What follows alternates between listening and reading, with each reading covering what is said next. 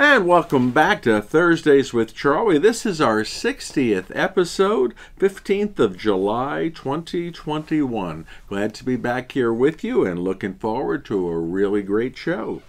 Reminder that we are back and open and active at the Riverside Casino. We've been there since the last weekend in June. Mass at 4 p.m. on Saturday in Don's Celebrity Theater, and on Sunday in Don's Celebrity Theater at 10 a.m. and 12 noon. Please come and see us there. A lot of people have been coming on back, and it's really good. Nice to see the home people returning and our visitors returning as well.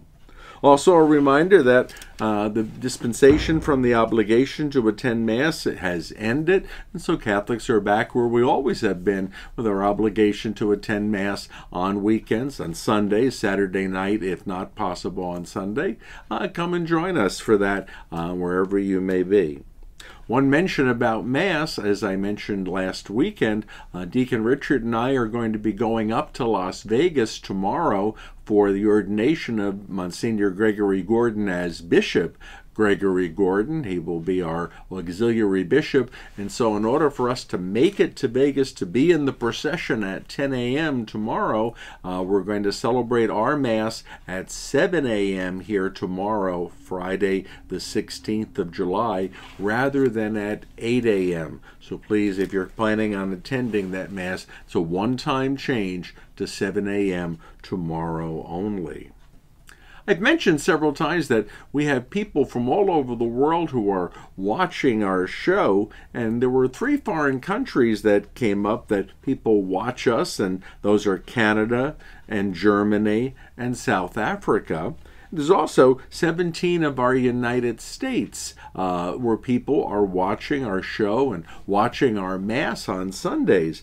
I was reminded of that this past weekend. We had a visitor. She came up to Harrah's Casino on one of the junket flights, and she came up to me at the 10 o'clock Mass on Sunday. And she said, I have a message here for you from my grandson. And she brought me this interestingly colored penguin. And it says on there, P is for penguin. And it's from her grandson, who is Shiloh Ray Morales. And Shiloh is in Odessa, Texas. He is 3 years old. And Shiloh has never met me, has never been out here to Laughlin, but his grandmother and his parents have been to Laughlin, and they come to our Mass at the Riverside, and so they're regular watchers of our Mass and our Thursday show back in Odessa, Texas. And Shiloh is one of our biggest fans. He's actually our youngest fan that I know of, who every week looks forward to watching. He's proud. He says Father Charlie has a pony, because he got to see my pony doll that I brought over and showed people at the church. And he saw our tribute to penguins, and so he gave me this beautifully colored penguin. So thanks, Shiloh, and if you're watching, please know that I really appreciate it, and I have it framed over here on my desk for today. It's going to go back to my house later on so I can see it more often. And thanks for being our youngest fan. Please keep in touch, and please keep watching us, and if your parents or grandmother ever bring you out to Laughlin, make sure you come by and visit with us, because we want to see you. Now, many of you know that I'm doing research on Father Francisco Garces, and I'm finding out more and more things, but there's some very interesting connections that are developing. I mentioned that we have people who watch our show and our Mass from as far away as Germany, and one of the couples who watch us from Germany are a couple who spend their winters with us here in Laughlin. They spend the rest of the year back home in Germany, and it's Eric and Doris. And Eric and Doris were following our plans to build the Garces Center, eventually to build it, and our plans for honoring Father Garces and researching about him. And since they're over in Germany, they planned to write a letter, and they wrote a letter in German, which they had translated into Spanish, and they were able to get it to the hometown of Father Garces, which is in Spain. And they were able to send the letter there and tell the people in Father Garces' hometown what we're doing in Laughlin to honor their hometown hero, if you will, Father Francisco Garces. And so they even gave a link to our website, and they received word back from a woman who's in Father Garces' hometown, Anne Hernandez, and she was able to write back to them, and she's fluent not only in Spanish but also in English. And she sent them a bit of soil from the hometown where Father Garces grew up, with a documentary letter from like the equivalent of the mayor of that little town. And then they went a little further, and they found the monastery where Father Garces was ordained as a priest in the Franciscan order. And they went up to the monastery, and they were able to get a little bit of soil from that area too. So they're going to be bringing that out to us here in Laughlin when they come to winter in Laughlin with us this year. So looking forward very much. So I now will have soil from the birthplace of Father Garces. I will have soil from the monastery where he was ordained. And I already have soil from the mission San Xavier del Bac, which is in current-day Tucson, which is where he was assigned when he made the visit to Laughlin. So it's kind of nice to know that we're actually gathering more and more information, as well as some physical things that have a connection with Father Garces. And then I was reading last week an article about Father Garces, and it was very enjoyable, and I was enjoying getting to see it and learn a little bit more about him. And at the bottom of the article was a list of references. And I very rarely go on through an article that I've enjoyed and read the references, but for some reason I just decided, let me go down and see where did they get their information from. And I did it, and I found out that they referred to a booklet of sermons, including sermons by Father Francisco Garces. So I was able to look up the booklet, and I'm going to receive a copy of it this week. The only minor problem for me is that the sermons are all in Spanish. It is not an English translation of them. So I'm going to work with my little meager knowledge of Spanish and the help of Google Translator on the computer. And then when I find some interesting passages, I'm going to depend on some of our parishioners who speak Spanish and ask, could you translate this into better than literal Spanish for me, so we get a little more of the flavor of what Father Garces had said. So I'm looking forward to very much going through that booklet of sermons. It's supposed to arrive in the mail later this week, and I'm going to be spending some time with it. So I wanted to talk a little bit about Father Francisco Hermenegildo Tomas Garces. Francisco, we know, translates into English pretty much as Francis, and Tomas is the Spanish equivalent of Thomas.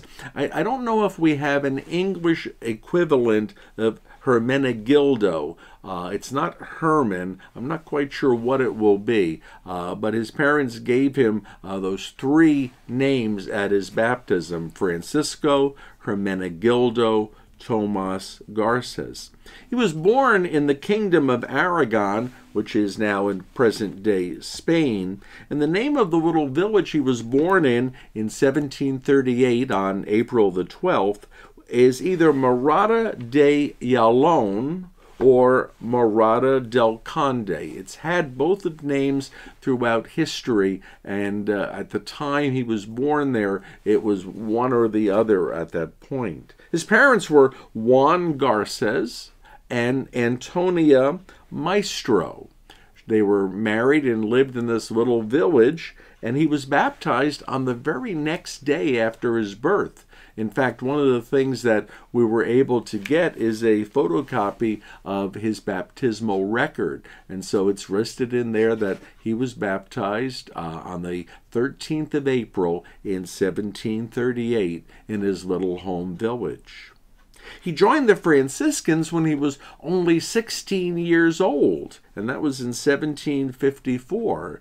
And then after several years of study, he was ordained as a priest at the age of 25 in the year 1763 at a monastery about 20 miles from his home village. He was there that he began to think about going to New Spain, going to the New World as a missionary to the native peoples there. And so very soon after his ordination as a very young priest in his 20s, he was sent to the College of Santa Cruz in Querétaro, New Spain, which is now Mexico. And he was sent there to learn how to be a missionary, how to be a Franciscan priest who goes out to the native tribes.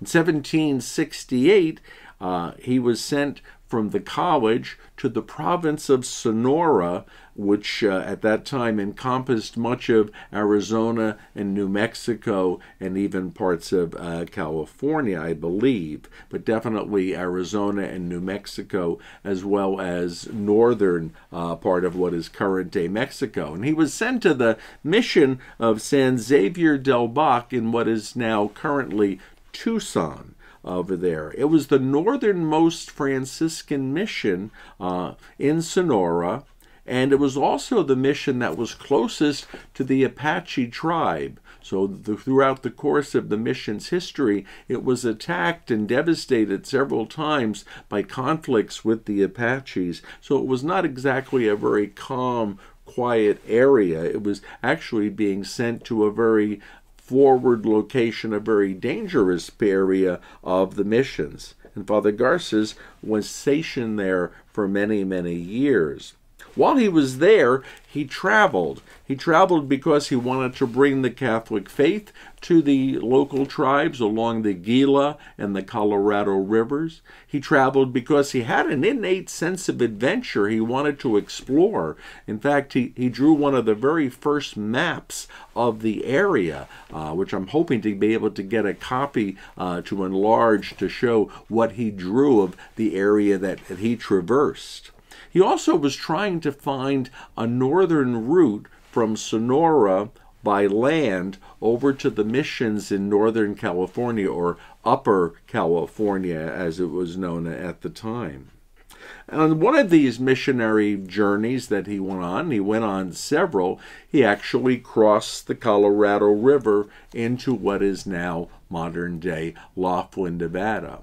And that was on March the 3rd in 1776, thereby becoming not only the first European, but the first Catholic priest to ever visit what is now Nevada. And that's why we've named our building after him, and that's why we here in Laughlin have such a great interest in him. Also, since he kept a diary, his writing in his diary, which would have been in Spanish, was the first time a European language had ever been written in what is now the state of Nevada. A lot of firsts connected with him. He traveled after he visited Laughlin on March 3rd and 4th of 1776. He traveled on for about 20 more days until he arrived at the San Gabriel Mission, which is one of the California missions founded by Father Junipero Serra.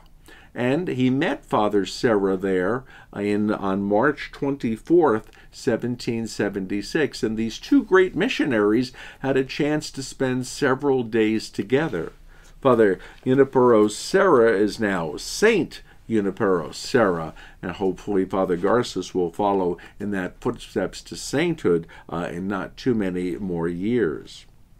After many years of exploring the area and finding that northern route from Sonora over to the California coast and the missions in northern Upper California, as it was known, in 1780, Father Garces and Father Juan Diego were sent to establish two brand new missions. They were supposed to establish them in what is near present-day Yuma, Arizona. And the two missions, the first one was named La Purissima Concepcion, the most pure conception. We would translate it as the Immaculate Conception. It was honoring the Blessed Virgin Mary. The other mission was San Pedro et San Pablo. That was St. Peter and St. Paul. Interestingly enough, when Father Garces had visited what is now Laughlin several years before that, in 1776, he wrote in his diary as he looked up at the mesas, the hills in our area, he said this would be a good place for a church. And he actually at one point mentioned that the church could be called St. Peter's. As it turns out, he actually did end up founding a mission, St. Peter and St. Paul, but that was down near modern-day Yuma. Now, he had some misgivings about going to found this mission at the time he was sent there. He felt that things were not too calm among the Indian tribes. He felt that the settlers and the soldiers were not quite prepared for such a notable undertaking as founding two missions at once in this particular area. But he dutifully went and began to establish the missions. There was a lot of controversy over them being founded and how they were founded and what was done in the founding of them. And that was in 1780. And by 1781, there were also signs, there were already signs rather, of unrest in the area, particularly among the native tribes. And in July of 1781, barely a year after the missions had been founded, there was a brutal attack by several of the tribes. They were led by an Indian by the name of Palma, and Palma, over the years before, had met Father Garces, and they had actually established a relationship. So it was kind of unusual that Palma would be the one leading this attack. The attack covered several days. It began on the 17th of July in 1781, and it continued all the way till the 19th of July in 1781. We're not sure when Father Garces was killed in the attack. The attack eventually between the 17th, 18th, and 19th of July, 1781, ended up killing all of the Franciscan missionaries who were there. They also killed many of the settlers and many of the Indians who were trying to defend the mission and the missionaries. It's sometimes felt that Father Garces was probably among the last to be killed because of his old relationship with Palma, the Indian chief, that Palma in some way was trying to figure a way to save this person he had befriended so many years before, but was ultimately unable to do so.